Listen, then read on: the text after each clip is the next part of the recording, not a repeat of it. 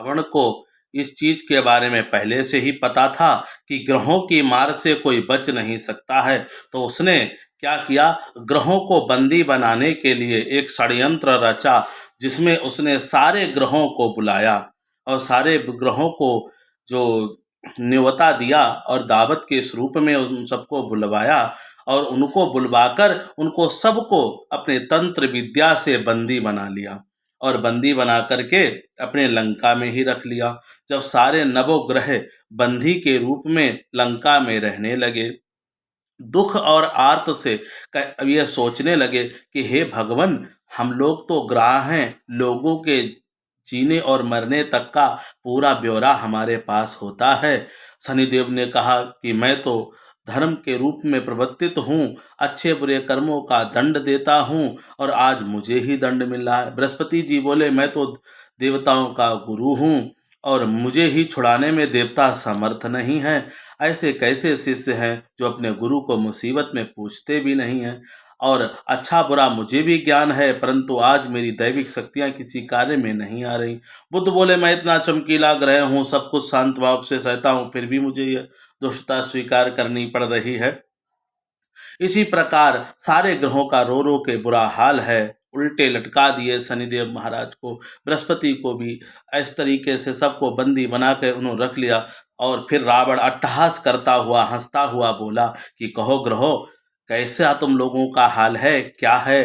क्योंकि तुम लोग तो बड़े बड़ी बातें करते हो, बड़ा बड़ा बात बोलते हो, क्योंकि कहते हो कि मेरे अलावा कोई कुछ नहीं है। कहते हैं बृहस्पति की चाल खराब है, बुध की चाल खराब है, शुक्र की चाल खराब है, शनि की चाल खराब है, सूर्य की। अब तुम नवों को नवों ग्रह जो हो हमारे बंदी हो, दास हो, और जो हम बोलेंगे वो तुम्हें करना ही पड़ेगा।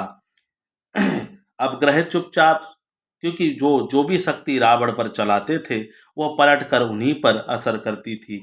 ऐसा लंका में उन्होंने, भगवान शिव की कृपा से रावण ने ऐसा ऐसी अपनी दिग्विजय की माला फहरा रखी थी कि सभी देवता असुर उससे डरते थे, भय खाते थे, कर देते थे और उसकी बात को मानने पर विवश थे। इसीलिए ग्रह भी चुपचाप, उन लोगों ने समझौता कर लिया कि हो सकता है विधाता का यही नियम हो, यही हो जो हम सह रहे हैं।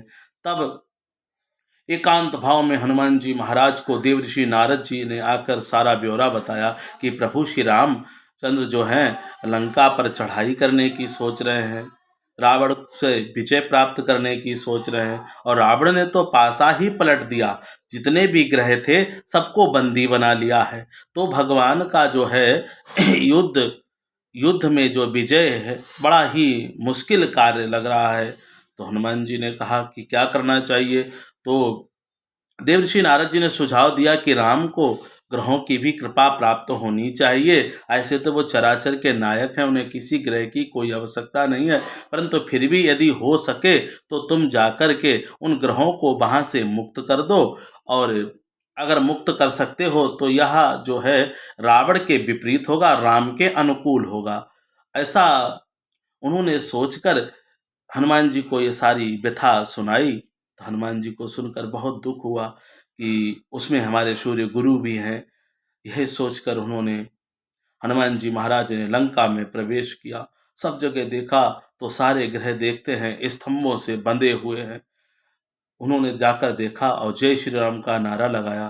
तब सारे ग्रहों के मन में यह विचार आया कि अब जो है हमारी मुक्ति हो सकती है। तो हनुमान जी ने चारों तरफ नजर घुमा के देखा और कहा कि अरे, तुम लोगों की यह दशा है तो आम मानव की यह राक्षस कैसी दशा बनाता होगा। हनुमान जी से सूर्य भगवान ने कहा कि देख लो, मेरी भी दशा पर कुछ नजर डालो। तो उन्होंने कहा गुरुदेव, आपको कोई पराभूत कर दे, यह मुझे सोच कर भी दुख हो रहा है। तो उन्होंने कहा इसमें समय की बहुत बड़ी, कोई बलि नहीं है हनुमान जी, लेकिन इसमें समय की बहुत बड़ी चाल होती है।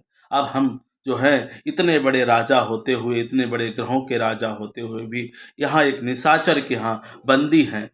तब हनुमान जी महाराज ने भगवान का स्मरण किया और राम नाम का स्मरण करते हुए सब ग्रहों को मुक्ति दिला दी।